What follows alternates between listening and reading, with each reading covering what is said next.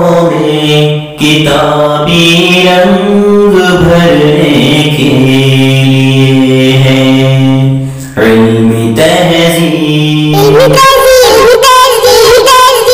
السلام علیکم ورحمۃ اللہ وبرکاتہ۔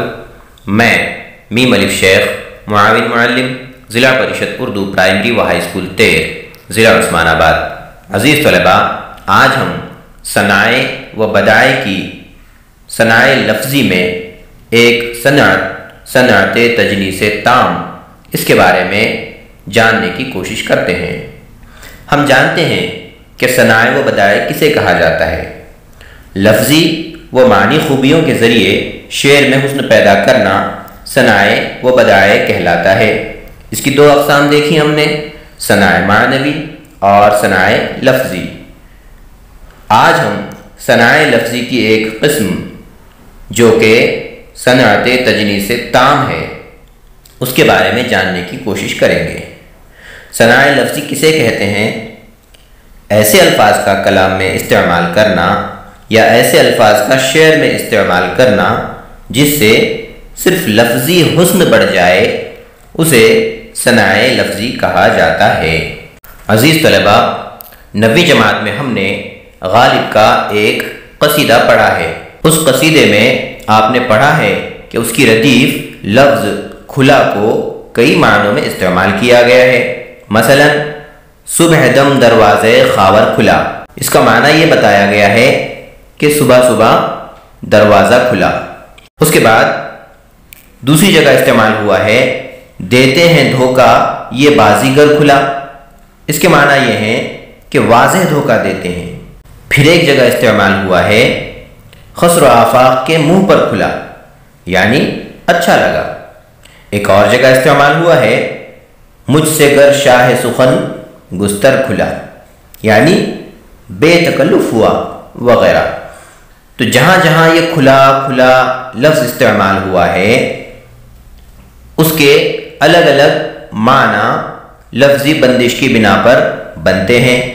جیسے کہیں اس کے معنی ہیں دروازے کا کھلنا، کہیں معنی بنتے ہیں دھوکہ دینا، کہیں معنی بنتے ہیں اچھا لگنا، اور کہیں معنی اس طرح بنتے ہیں جیسے بے تکلف ہونا۔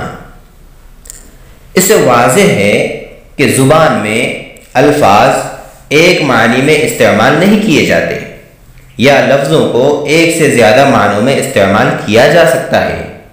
الفاظ کا ایسا استعمال کہ ایک لفظ مختلف معنی دے تجنیس تام کہلاتا ہے۔ شاعری میں الفاظ کا ایسا استعمال کہ ایک لفظ مختلف معنی دے صنعت تجنیس تام کہلاتا ہے۔ ایک اور شعر دیکھیں، بازو میں نہ تو میرے گرہ باندھ، بازو میں نہ تو میرے گرہ باندھ، سمجھاؤں جو پند اسے گرہ باندھ، سمجھاؤں جو پند اسے گرہ باندھ۔ شعر کے پہلے مصرے میں شاعر بزبان طائر یعنی پرندے کی زبان سے کہہ رہا ہے کہ میرے پروں میں تم گرہ مت باندھو، گانٹھ مت باندھو، بلکہ میں جو نصیحت کر رہا ہوں اس کو گرہ میں باندھ لو، یعنی میں جو بات کر رہا ہوں اسے آپ ذہن نشین کر لو۔ گویا گرہ باندھنے کے دو معنی ہوئے، ایک گانٹھ باندھنا اور دوسرے ذہن نشین کرنا۔ ایک اور شعر دیکھیں، یہ بھی نہ پوچھا کبھی صیاد نے، یہ بھی نہ پوچھا کبھی صیاد نے، کون رہا کون رہا ہو گیا۔ اس شعر میں رہا کا لفظ استعمال ہوا ہے جس کے معنی رہنا اور رہا کے معنی آزادی کے ہیں۔ دونوں کا املا ایک ہے لیکن اعراب الگ الگ ہیں۔ ایک اور شعر دیکھیں، قاتل نے لگایا نہ میرے زخم پہ مرہم، قاتل نے لگایا نہ میرے زخم پہ مرہم، حسرت یہ رہی جی ہی کی جی میں گئے مرہم۔ پہلا لفظ مرہم مفرد ہے اور دوسرا ہم مرکب یعنی ہم مر گئے ہیں، لہذا یہاں پر مرہم ایک مرہم دوا کے لیے استعمال ہوا ہے اور دوسرا مرہم مرنے کی بات بیان کر رہا ہے۔ یہ دو اشعار دیکھیں۔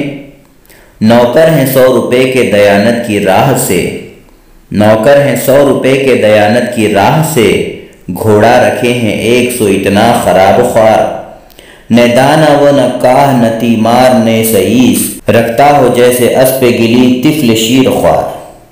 ان شعروں میں لفظ خوار دو معنی میں استعمال کیا گیا، خراب اور کھانے یا پینے والا، اس لیے ان دو شعروں میں تجنیس تام پائی جاتی ہے۔ ایک اور شعر دیکھیں۔